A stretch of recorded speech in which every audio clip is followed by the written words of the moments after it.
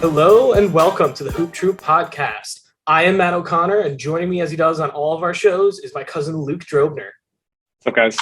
And we're back. We had a big draft night on Thursday. A lot of interesting moves that we'll get to in a second. Then obviously some free agency stuff happening in the past couple days too, with free agency opening up on Thursday or Friday, whenever it is. But Luke, let's start with the draft, and then we'll work our way to free agency because obviously we haven't seen anything really set in stone there yet. Let's start with the top of the draft order because I think there was some degree of confusion when the Magic decided to take Paolo Banchero first overall rather than Jabari Smith. It seemed like, by all indications, Smith was going first overall. I mean, they didn't even work out Paolo. So for them to make that switch right at the last minute there was pretty crazy. Well, obviously, with all the rumors that come out in today's world with Twitter and everybody with the media presence and whatnot, I think the Magic were trying to throw teams off their trail a little bit, despite the fact that they were picking first, which normally isn't what you do. But in my opinion, I think Paolo has a high ceiling, obviously, since he was supposed to go top three. But out of the other two guys that were supposed to go top three, and Jabari Smith and Chet Holmgren, I think he has the highest floor.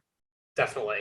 Right. So not only is Paolo going to come in and be NBA ready, and he's unlikely to be a huge bust, he's going to be hopefully an all-star at some point. In my opinion, I think he will be. I don't know how other people feel, but I think Chet, out of the three of them, has the highest potential, but he also has the lowest floor. And Jabari Smith is somewhere between the two, where he could end up being a perennial all-star, superstar type player, but is more unlikely. I think he could be anywhere between like an Andrew Wiggins to like a Jason Tatum. He could also be just like another role player on a team. So, yeah, I mean, I think there's such range there. And I think when we were talking about it last week too, we were just going through and saying how the Magic do have their young core starting to get established, where like, it's not like they're full-blown tanking anymore. Like they are trying to start improving with the current core. Whereas then you have OKC drafting second, who they are pretty much just like, we're going to take flyers. We're going to try to get the best guys we can. And then the Rockets are kind of somewhere in between, which almost fits exactly how you just described the three prospects. I think all three of them landed exactly where they needed to go. Like, I think Paolo makes a ton of sense with the younger guards in Orlando. I think there's definitely a strong fit there. And I would actually like to see them try and bring Mo Bamba back to play next to him. I think it could be a pretty strong young core that they'd have there. But I do think exactly like you said, he's going to come in. He's going to be an immediate complement to those other young guards that I think that they've been missing. And then you're right. Like, of these three guys, let's say for argument's sake, like out of any general top five, I think I saw this stat. I think it was Zach Lowe was saying it, that in the draft, roughly 2 out of the top 5 picks typically end up being all-stars. Based on everything we've seen and all this scouting, it sounds like Paolo is, at least on paper, supposed to be one of those 2. Just given his floor and his ceiling. Yeah, we'll see if any of the other ones convert, and maybe they do go above the 2 out of 5, and it is a particularly good draft class. But my guess is, Paolo's probably one of them. If Chet clicks, it's probably him too. So I think it makes sense they went 1 and 2. I think, I mean, I thought I was really obviously Chet went to a small school in Gonzaga, didn't get a lot of media attention, whereas like some of these other guys like Paolo, who went to Duke, had a lot of media attention, like, you know, doing interviews and stuff like that on national TV, just being at Duke and being the best player on Duke.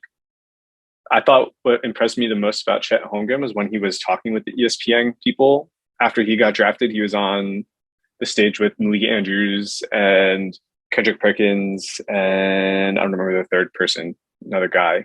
It might have been Zach Lowe. But it was Jay Billis. Okay. I thought his humbleness was very appealing to me, and I also think he said a lot of the right things. He just seemed impressive to me. He seemed very smart. Obviously, all top three of those, the top 3 guys, like people always talk about how Jabari Smith is a really hard worker, and obviously, if you get drafted in the first round, top 5, top 10, you're going to be an outstanding person as well as a basketball talent. So I think the number 1 pick really came down to when you look at Paolo's frame and the fact that he is definitely stronger than the other two already kind of shows me that he's much less likely to be a huge bust than the other two. Yeah, I agree. And it's not that I think the other two are definitively going to bust. It's just there is that greater likelihood, and the Magic really don't, they can't risk it. Like the other two teams, I mean, the Rockets and the Thunder have like a treasure trove of picks, unprotected picks that are going to pan out at some point. So they can take these swings. Like, oh, if not, we try again next year and we get the next best guy. So that's why I think Orlando really had to go that route. Whereas you look at the other two, and especially now with everything going on with the Nets, like the Rockets and the Thunder really had an opportunity to say, yeah, you know what? We can gamble on a guy with that really high ceiling, but a lower floor. So, yeah, actually, I think all things considered, I think the first three picks went exactly the way they were supposed to. And then exactly what we were talking about last week, 4 is where everything really got messed up a little bit. Let's move on to 4, because I know we were talking about this. There was so much potential for the Kings to trade the pick. They don't, and they take Keegan Murray 4th. I think in my opinion, they took the best player they could with 4 without trading it, just because they want to compete now. The guy who's supposed to go 4, Jaden Ivey, obviously I'm a Purdue fan. I've seen Jaden Ivey play. He's not ready to contribute to a high level of basketball. So taking Keegan Murray made sense. It would have made more sense to trade that pick to somebody who was willing to offer up bets.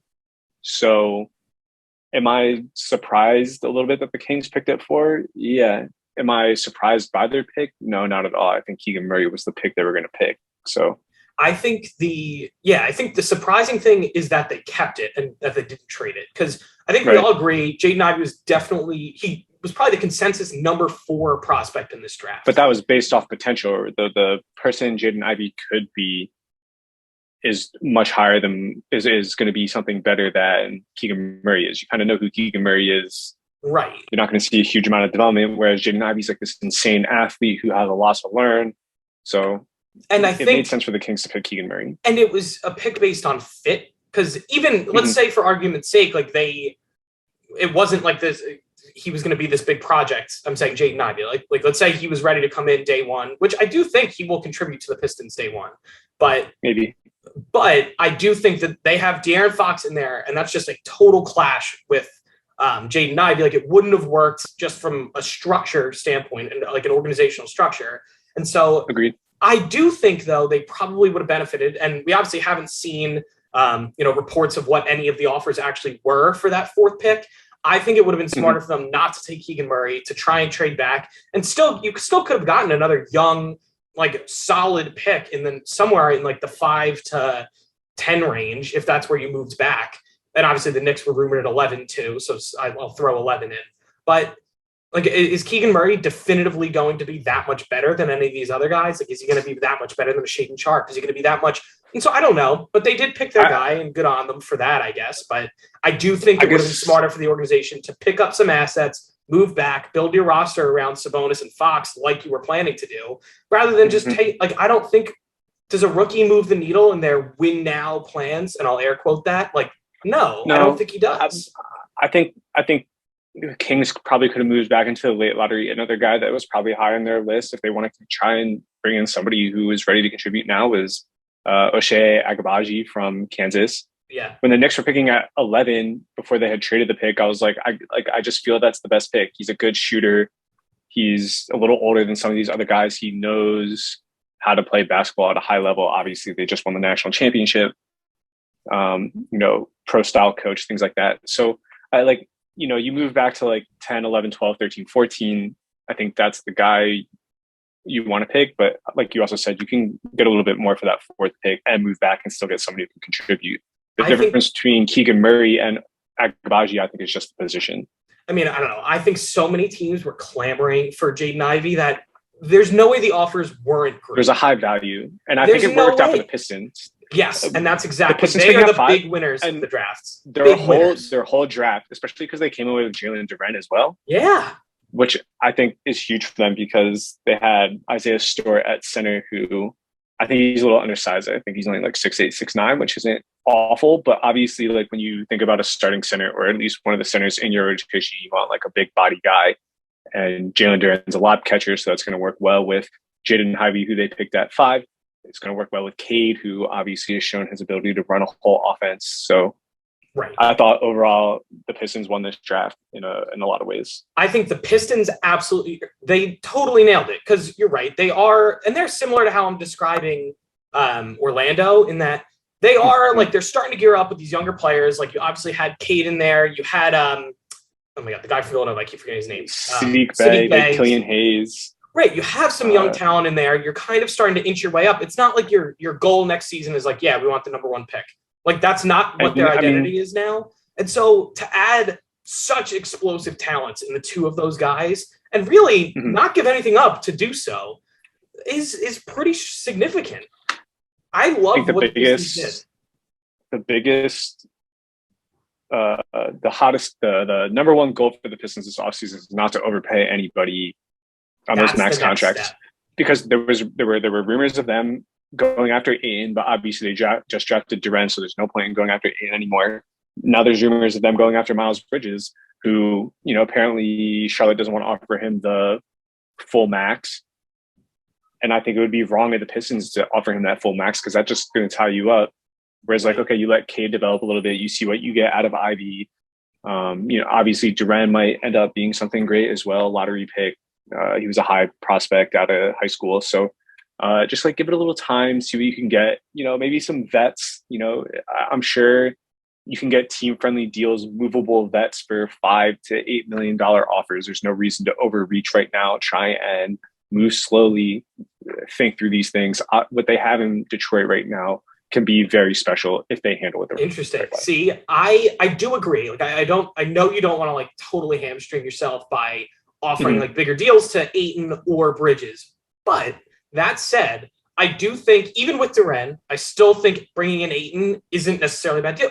Because how many times are rookie and young centers really ready to contribute at a starting level? Like, right all I need him to do is run and dunk. That's all I need him to do right now. Doesn't need to contribute at a high level, but if he can just give me 10 and 10 consistently, if he can play 72 games this season and average 11 points and 8 rebounds, 2 assists, and a block a game, I'm happy with that. At some point, I want him to be like a Jarrett Allen. Whether or not he turns into that is up to Jalen Durant and the work he puts in. But I don't need him to contribute right now. I just need him to show me that he has the potential to contribute in 2, maybe 3 years. Center is you're going to see centers develop quicker than, let's say, a point guard or a shooting guard like Ivy, right? Like, Ivy's prime will come in 6 years, whereas Durant's prime will come in 3, maybe 4, and it'll align a little bit more with Cade. It'll give Ivy a little bit more time to figure out his role next to Cade. And obviously they have shooters all over the place in Detroit. So and I mean, I guess that's the thing. Like, I look at it a little differently. I don't think signing Ayton or Bridges to a bigger, like, not obviously not the Magic. They have Portland's contract, Portland's pick next year, right? No, so that got swapped. So then the Knicks sent them a Denver pick to take on. It's Denver's pick next year, which I think is likely to convey. It's like, I think it's lottery protected or something. But then they basically swapped those picks. So that Bucks pick that came over from Portland, the Knicks now have, and they traded them Denver's 2023 like lottery protected or something like that.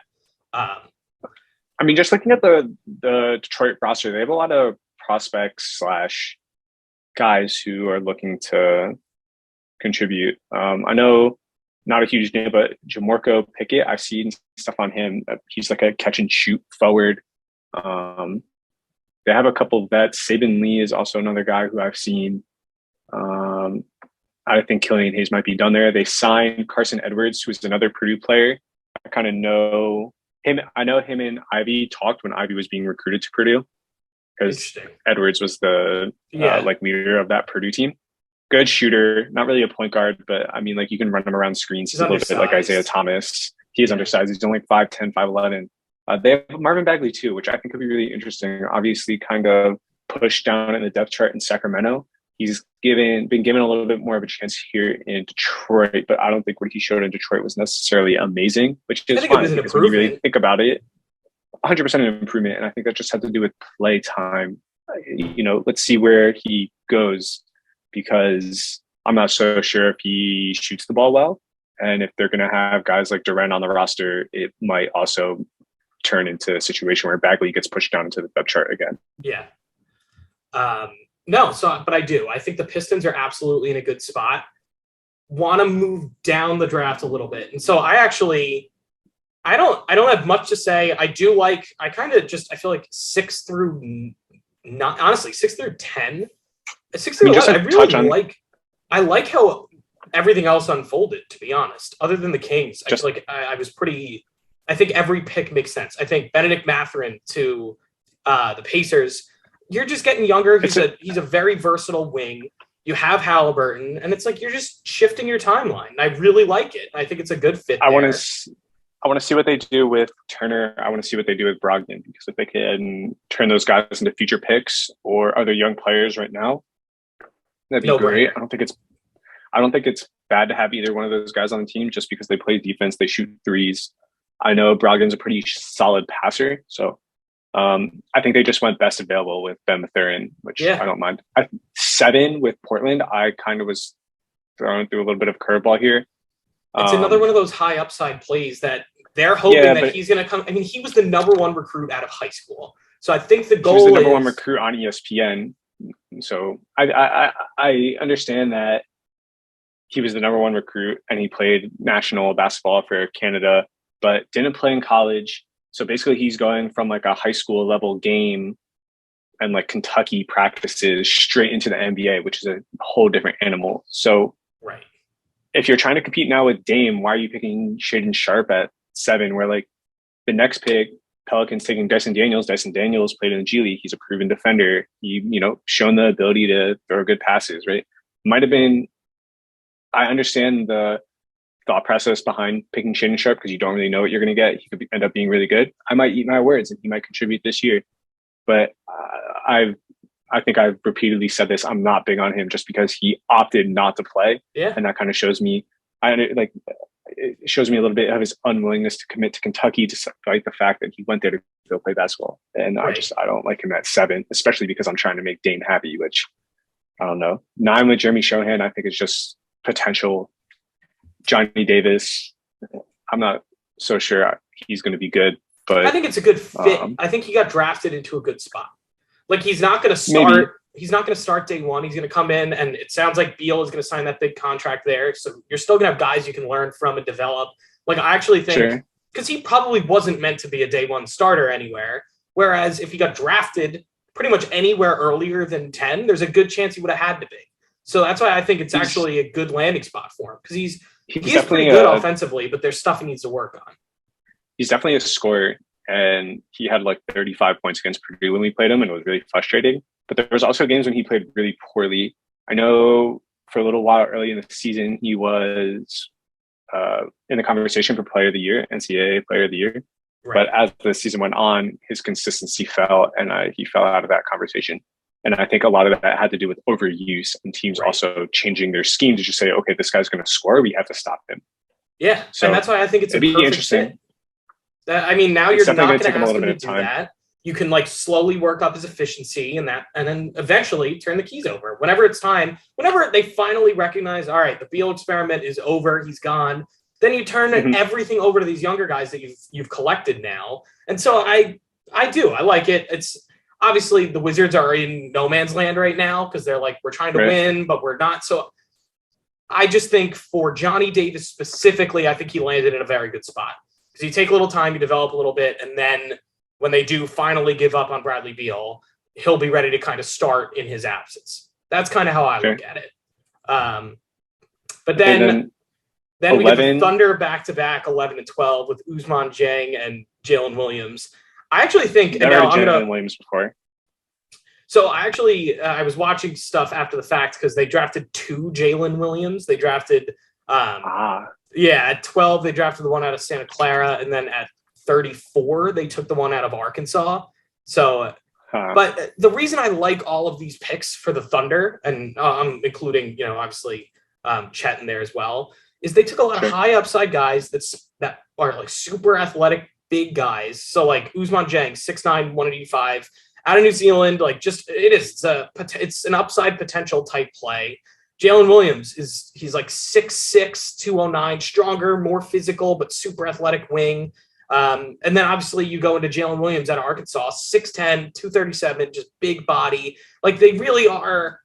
They're drafting a range of good young players who like play different positions. So you can kind of test them all out in combinations together, see who fits your model moving forward, who doesn't. Mhm. Then you're going to be able to potentially flick them elsewhere in other trades, as they are starting to turn over and say, okay, we tanked enough recently. We've trusted the process. We can definitely benefit from it. Now we have all these guys who we can start sending elsewhere if we don't, or we can keep them. I just think it was such a great draft for them, where they got a ton of different versatility, ton of upside picks. So I think the Thunder are up there in my eyes with the Pistons as far as draft day success. I really do think they nailed it. Okay. And then 13, we touched on Jalen Duren already. Right. 14 with Agbaji. When the Knicks were on the clock at 11, I was thinking to myself, like, if they don't trade this pick, he's like, they're going to draft Agbaji. So I think it's good that he's on Cleveland. I think one of their biggest needs was that like wing position. Right. And I think he helps them a lot. I think he's definitely an upgrade over Isaac Okoro, who isn't very much of a shooter. And obviously older player, knows how to play. He's going to come in and contribute right away. And he's a good fit next to like Garland and Mobley and all them. So 15, I will say I was surprised. I was surprised AJ Griffin fell to 16. Like I never would have suspected that Agbaji had taken ahead of him. Okay. Very briefly, Mark Williams to Charlotte at 15. I think that's a good pick. They get their center after trading away the pick for Duren. And then AJ Griffin at 16. Everybody talks about how he shot 46% from three, but if you look up how he shoots the ball, it's a very slow, very awkward release. And I understand that, he shot a high percentage, but there are guys who get drafted and shoot the ball better when they shot a low percentage. If you think about who's the point guard on the Orlando Magic, why can't I remember his name? Are you talking Fultz? No? No. Cole Anthony. Anthony shot like 23% out of UNC from three. He was an awful shooter, but his shot motion was good, right? It was quick. It was compact. He seemed very comfortable shooting it. And he gets to the NBA. He's a good three-point shooter. There are things that happen like that. Just because you shoot a high percentage doesn't necessarily mean that's going to translate to the NBA. And especially like an awkward shot like that, it's going to look good when you're practicing, when you're at your pro day workouts, when you're at the combine, things like that. You see it with Lonzo Ball. Lonzo Ball had an awkward release. People were concerned about it. He gets drafted second. He struggles a little bit. He's gotten better because he's changed the way he shoots the ball. And I don't think it's going to be hard for AJ Griffin to change the way he shoots the ball, especially he's probably going to put in the effort. I think, all the hype around him valued him higher than he was supposed to go. I personally wouldn't have taken him in the lottery. I would have taken him right where they got him. Wow. He's big body. He's strong. He's a good defender. They have the Hawks who drafted him at 16. They have DeAndre Hunter, who kind of fits the same build, and DeAndre Hunter's turned it up a little bit. He had that 35-point game in the playoffs when the Hawks were on the way out. So, yeah, I think it's a good pick at 16, but not necessarily a good pick if I had taken him higher at like 10 or 11. That's fair. Now, we did touch on, you've mentioned the Knicks trading, so I do want to get into that a little bit, just because I think that did influence the sequence of, between 11 and 15, just who picked where and why. So obviously I'm going to sum it up in two trades. They essentially traded pick number 11 to the Thunder for 3 future firsts. They're all heavily protected that might not convey until like 2026 or 2027, whatever it is. But they're all like ultimately going to be somewhere in like top 8 at the earliest protected. Sure. So that's trade number 1. They trade out of 11. Then they complete a 3-team trade with the Hornets and the Pistons for pick number 13. To get rid of Kemba. Right. So Jalen Duren and Kemba go to the Pistons. The Pistons, as we mentioned before, send that Bucks pick that they got from Portland back to the Knicks. and the Knicks send one of those picks the Thunder gave them to the Pistons. Then on top of it, to help facilitate this, the Knicks send 4 second-round picks to the Hornets just to be able to get rid of Kemba's salary. It's essentially what happened. I mean, if we want to touch on free agency here. Well, I think this is a good segue for somebody into it. The only reason they're doing that is to open up cap space for Jalen Brunson. But I think that trade as a whole, obviously the Pistons get Jalen Duren, and then the Hornets know, all right, the Cavs aren't going to take a center, so then they end up taking Mark Williams at 15. So that's kind of what set that up. Because obviously at 13, the Hornets were originally sitting there, but they moved back. They know they're going to get a center, one of the 2 good ones in the draft. So that's why they make that move. Look, I'm not sold on Mark Williams. I think it's a good fit on the Hornets. But I just think that was like an interesting sequence of trades that happened there. I think Mark Williams and Jalen Duren are pretty much the same player. I think they both have similar potentials, similar games. Which is why I think the Hornets, I give them credit. They were like, we'll take either. We don't care. So when they saw, okay, they want Duren, we'll help make that happen. We'll take the 4 second-round picks, and then we'll just draft our other center that we were totally comfortable with later on. Right. But I do think that back and forth is contributed to why AJ Griffin fell, and just the general trajectory of that, those early teens of the draft. It was all centered around those trades. Right. So is there, and now since I'm obviously kind of teasing free agency, is there any other pick or team that you want to focus on before I make a switch? Because obviously I need to talk about the Knicks trade, what that means, and then we'll get into some of the other stuff. I think very quickly, I thought the Nuggets did a good job. When they drafted Christian Braun out of Kansas, I was a little confused, but after reading about it a little bit, apparently he's like a Swiss Army knife on defense. So I think he's going to end up playing minutes over Will Barton at some point during the season once he kind of figures out what he can do offensively. Streaky shooter, but yeah, still a good fit. Streaky shooter, but you don't necessarily have to be a great shooter on Denver when you have Jokic kind of controlling the whole offense. And when Murray's back and Michael Porter Jr., you're not going to be expected to do a ton of offense. You're going to have some catch and shoot threes is really what it comes down to.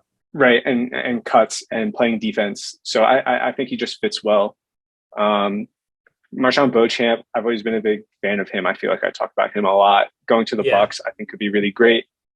I thought Nikola Jovic to the Heat was a good pick because he's a Swiss Army knife, 6'11", shoots threes, plays defense, things like that. I think Patrick Baldwin to the Warriors at 28 was the biggest steal of the draft. Interesting. He was a top 10 prospect coming out of high school. Went to go play for his father at a small school. Didn't have a great season, but I think the Warriors see something in him, and I think they're going to develop him. Right. It's not like they need him day one. They just won a championship. Right. So I think at some point he'll end up being a high-level contributor when the Curry era is over. Right. And then 38, the Grizzlies picked Kennedy Chandler. I was really, out of Tennessee, I was really impressed with Chandler's aggressiveness in his one tournament game. He had 8 assists, didn't score efficiently, but it was more about his ability to play hard late in the game. Even when they were down, it showed a lot.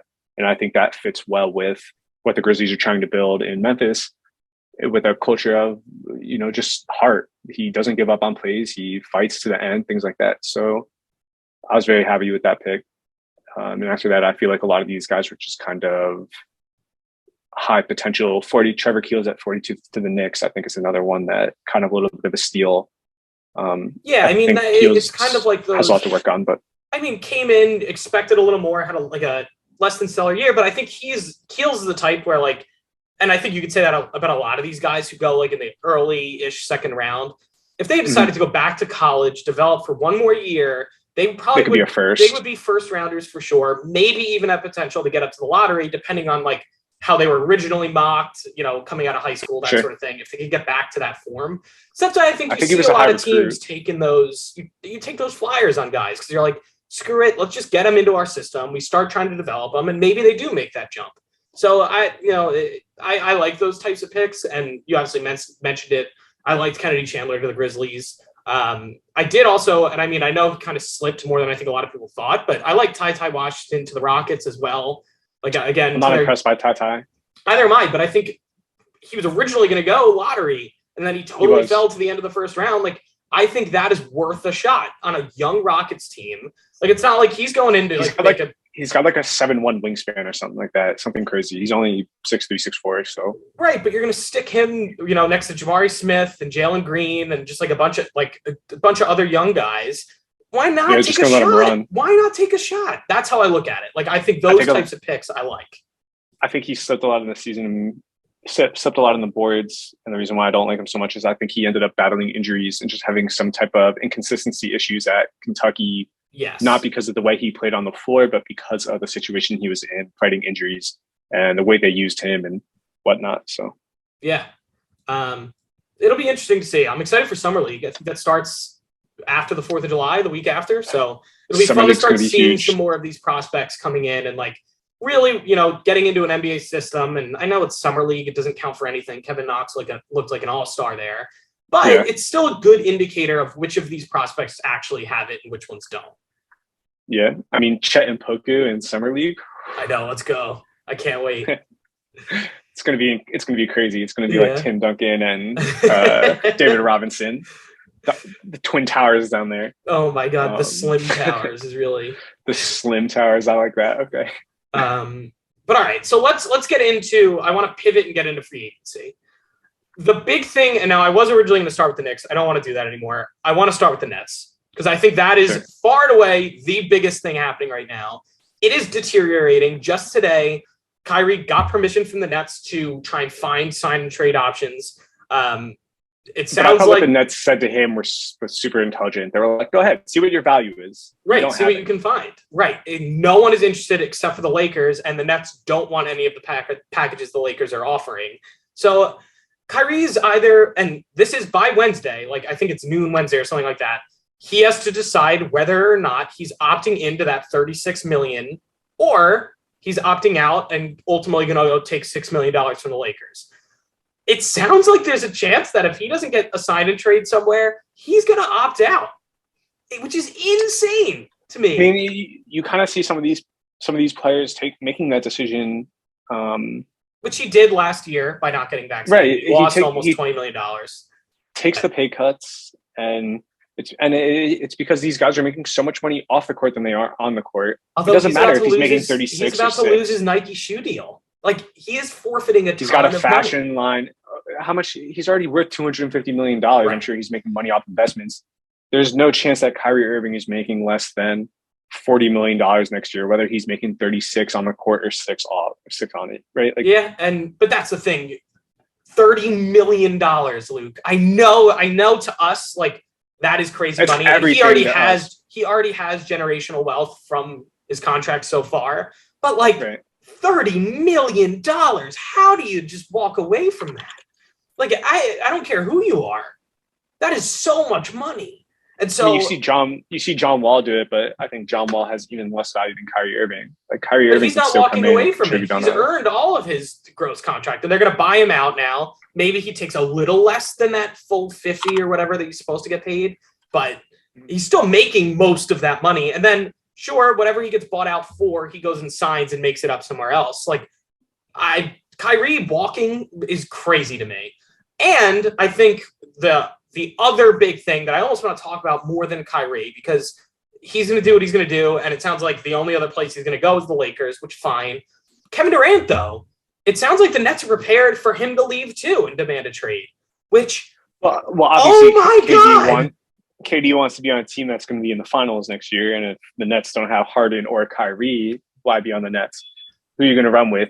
Right, exactly. It's because they can't. If they don't trade Kyrie, they're still capped out. They can't go get him superstar. With that being said, I'm happy that the Nets are willing to make a stand here and say, like, look, we're not going to cater to you because you're a superstar. They traded Harden, they got Ben Simmons back. You know, maybe it's time to just say, whatever, Kyrie and KD, see you later.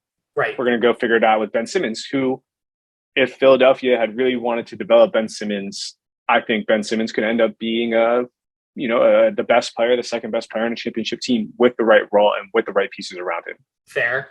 And we've talked about it before. I know that you agree the same way. If you just put shooters around them, you could be really special. Yeah, and I do. I think obviously they need to work through a lot of the mental health stuff. which if it really is affecting him on the court like that, then maybe being on a rebuilding team for right now is the best thing, where there's no pressure. You just go out and do your thing. And there's no fans, so it's not like people are going to be talking poorly of him. And I think if the Nets are willing to make it Ben Simmons' team, I think it's a good situation for Simmons. So good for Ben Simmons for forcing his way out of Philadelphia and onto the Nets. And now that the Nets are imploding, who cares? So let's talk about the KD thing, though, because sure. If he does ask for a trade, it will be the biggest return in NBA history. Bigger than Anthony Davis, bigger than, I'm trying to think of, what is it? The James Harden trade, they gave up 4 picks and 4 pick swaps, all unprotected. Like, I can't When healthy, Kevin Durant is an MVP prospect, arguably the second best player in the league, arguably the first, if arguably really the best over Giannis or LeBron. So, they're going to, I think a package that would work would be like Mikal Bridges, DeAndre Ayton, and a whole bunch of picks. Yeah, I think that's a massive haul. Like Mikal Bridges is a great player, DeAndre Ayton's a great player, and then you're going to get like two lightly protected firsts and like 4 swaps and a couple seconds. Yeah, you're going to get you're going to get a boatload. The Suns definitely come to mind. I try and think of the destinations where it's like, okay, Kevin Durant would make sense there, and they have the assets to go trade for him. Portland, the only one that Phoenix. What does Portland have? What is Portland going to trade? They have all their picks. The same thing, because I think the Nets are interested. If they're blowing this up, all they want are their picks back. And so the Rockets have all of theirs. They want all of someone else's, and so they expect a huge return. But then you also from the Rockets, maybe you say, or from Portland, you say, hey, give us Shaedon Sharpe, give us Anthony Simons, give us other young pieces too. So you ask for that in return, something to go play with Ben Simmons and just an F load of picks. And so I think the Suns are in a position to do that because they want to go compete now. Portland is in a position to do that because they obviously have Dame and want to go do that. Then you look at, I try and think of other teams like the Pelicans. The Pelicans have a great infrastructure, so many picks to trade. But why would you do that? I just feel the Pelicans aren't quite in that situation where like we need to add another star. The Suns and the Blazers are 2 teams that are like really looking down the barrel of the gun and saying, this is our window. If the Suns want to keep CP and they don't want to pay Ayton, it would make sense to have someone like a Kevin Durant. Portland obviously is trying to compete with Damian Lillard while he still has some left in the tank. So it makes sense to try and go out and get Kevin Durant, especially because I don't think Jeremy Grant or Yusuf Nurkic should be the second best player on a championship team. I don't even think Damian Lillard should be the first best player on a championship team. So acquiring Kevin Durant would make a lot of sense for them as well. But I just don't understand how they get that done with the assets they have. I understand they have picks, but I'm not so sure. I think it's going to be the weirdest trade because we've never seen someone this good on a 4-year deal without a no trade clause request a trade. So This is theoretically the biggest package that can get offered in NBA history, which is why it's going to be so complicated because how do you really value that? And so, you've seen James Harden force his way out, but it's like he only has a couple of years left on his deal. Like, what do we do? And then obviously it didn't work out for Brooklyn. This is so different. This dude is under massive team control at arguably his best ability he's been. I mean, when he did play for the Nets last year, he was unbelievable. Like, I think you move heaven and earth if you're one of these teams that has a chance to go compete with him. And so that's why I think, if you're Portland, if you're Phoenix, I still think the Pelicans, if you compare him, Zion, CJ McCollum, and like whatever together, like still pretty sick team led by Kevin Durant with like a lot of pieces around him. Maybe the Grizzlies try and go after him and put him with Ja. Nah. I know. I'm just saying though, like, how do you not at least entertain it? It's Kevin Durant. No, I really same type of thing with Kyrie where the Nets are like, fine, go find a sign and trade partner, deal with it. You can't.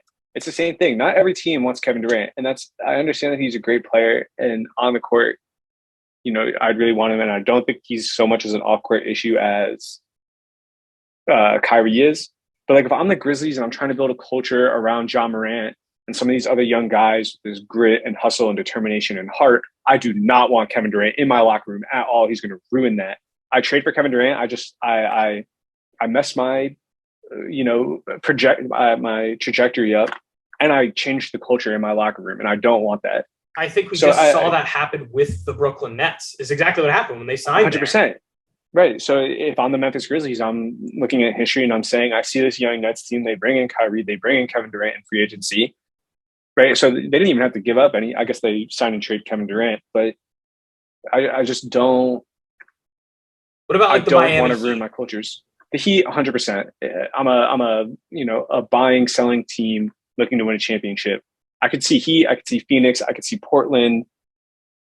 But when I really think about it, I don't know if the Heat have the assets, and I'm still not convinced on Portland. Interesting. See, I think any of those could be really, really good fits.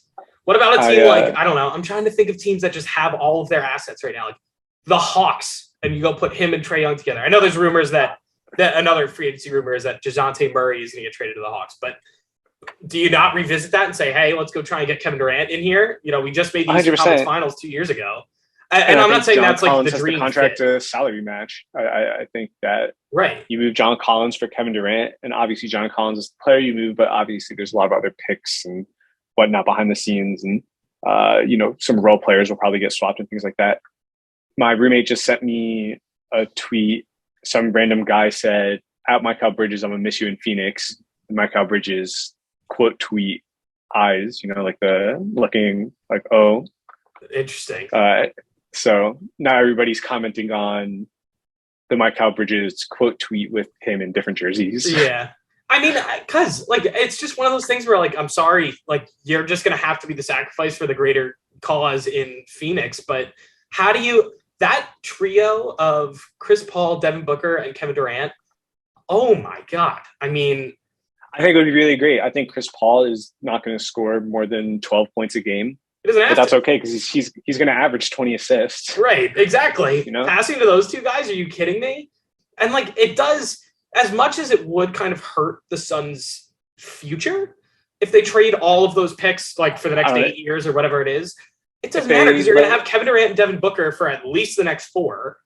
And so but if I let Ayton walk without trading for anybody, or I just let Ayton walk or whatever it is, I'm screwed anyway. Chris Paul doesn't have a future on my roster in the next, 5 years.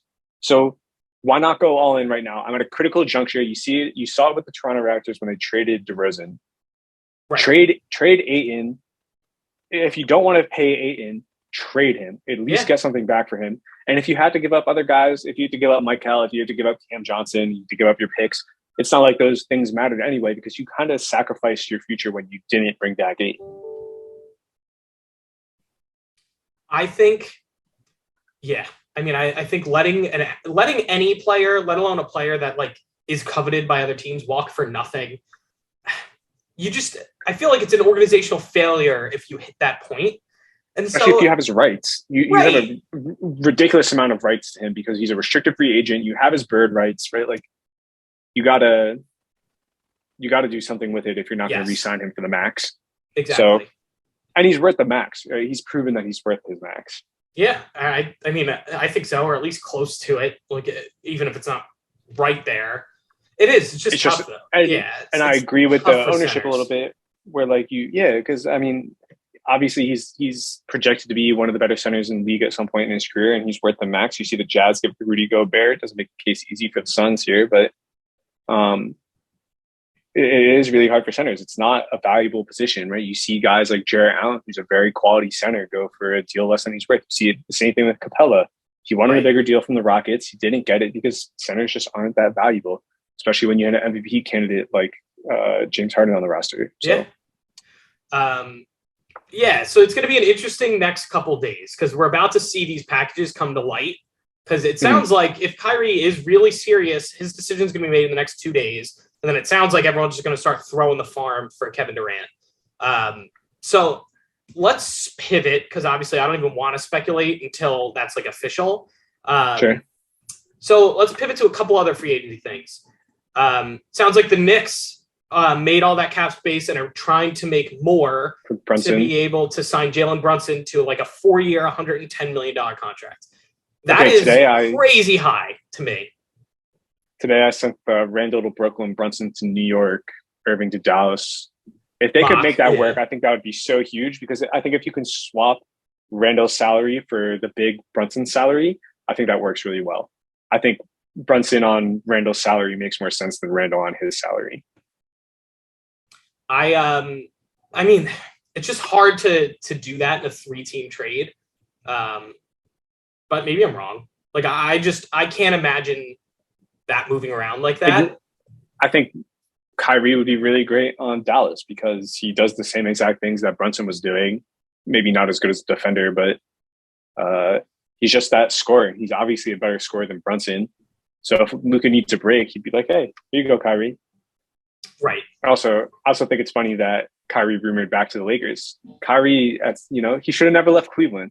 If he stayed in Cleveland, LeBron would have gotten paid. They would have had more championships. Like, no reason to leave. No, I do, and I can't imagine the Mavericks going for Kyrie, especially in that type of move. I also don't know if mathematically it would work, if anything else needed to be involved to get that to go. Sure. But yeah, I do think it's interesting that he's going to end up back with LeBron, and they could have just kept it together. But whatever. In any event, I do still think that is an overpay for Jalen Brunson. His contract's ridiculous. They're obviously whoever signs him is going to overpay him. Right. And so, I mean, do you have to spend that money on him? Like, it would be looked at as a failure if you traded 4 second-round picks to make the room to then not go sign the guy. Like, you have to be operating under the assumption you're getting it. We keep having this conversation about like who we'd rather sign, and I think I sent that poll the other day. It was like Gary Payton on $8 million, Tyus on 12, or Jalen Brunson on 25. I like the Tyus contract. I think Tyus Jones makes a lot of sense on the Knicks. Is he a great point guard? No, but he moves the ball well. He doesn't turn the ball over much, especially if like RJ Barrett's going to be running most of the offense. Quickly. Like I'm happy if those guys are making mistakes. Whereas like, and if I still want to continue to compete, I need to make sure whoever else I'm playing at guard doesn't make any turnovers, doesn't have very many turnovers, and that could be Tyus Jones. I think $12 million is a good valued contract for compared to 27 a year for Brunson. I mean, it goes without saying. You can just attribute that money elsewhere.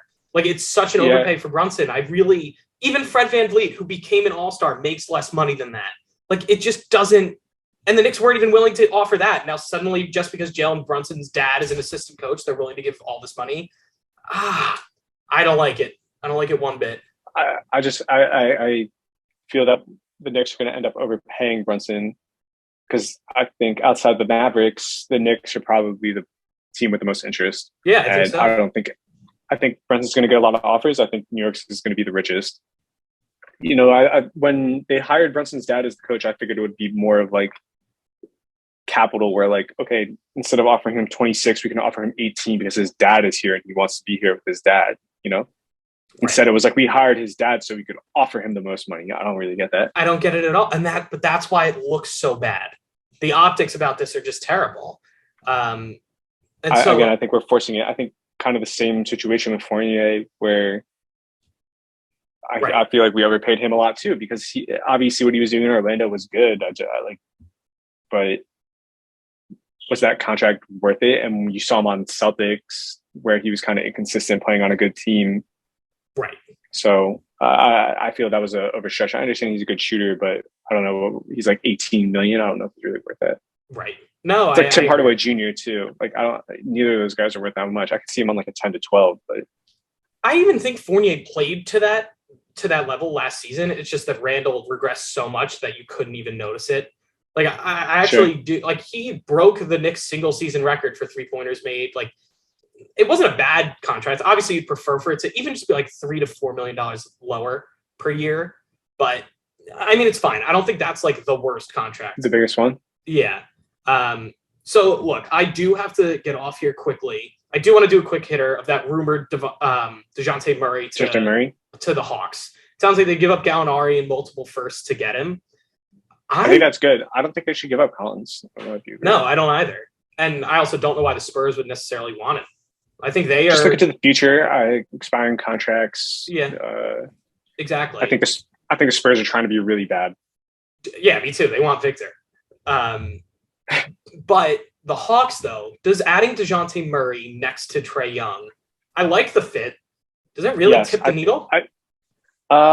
Definitely makes them a playoff team rather than a play-in team. I think their especially if the biggest Nets get bad. concern, Yeah. yeah, I think the biggest concern with the Hawks is their perimeter defense. I think Clint Capella is a solid rim protector, but kind of we see the Rudy Gobert situation where like if you're just traffic cones out there on the perimeter, like you can't guard all that space. So I think if you bring in DeJounte Murray and you play a team like the Celtics, you at least have someone on the perimeter who can lock down a Jaylen Brown or Jason Tatum, and you can kind of hide Trae Young a little bit more on defense because we see it with Curry where in his early years he was really bad on defense. Obviously, he's gotten much better as he's gotten stronger.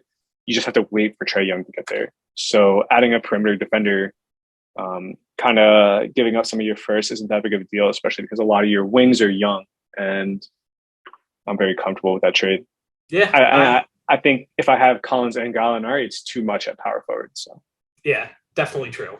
I mean, I think the Hawks it's worth taking a swing. We kind of have talked about this, about how like they need to change up the roster a bit, and this seems like a good opportunity to do it. So it's also worth mentioning that DeJounte Murray's a triple-double guy. yeah. I don't think he's going to be averaging triple-doubles next to Trae Young playing playoff basketball, but it does give them a second shot creator, like a second ball handler, facilitator, and you don't have to put as much pressure on Trae Young. So right, and he's a defender. He's our primary perimeter defender, and he's our backup playmaker on offense. Yeah. So no, like a Drew like Holiday. Totally. So. But all right, Luke, I do have to run. Got to go to some office hours, but no problem. I guess we'll see. You know, we have a couple days. We'll see what Kyrie decides in the next 2 days. If the Nets do decide to trade him, if they decide to trade KD, if any of this stuff happens. But I think we have a fun week ahead.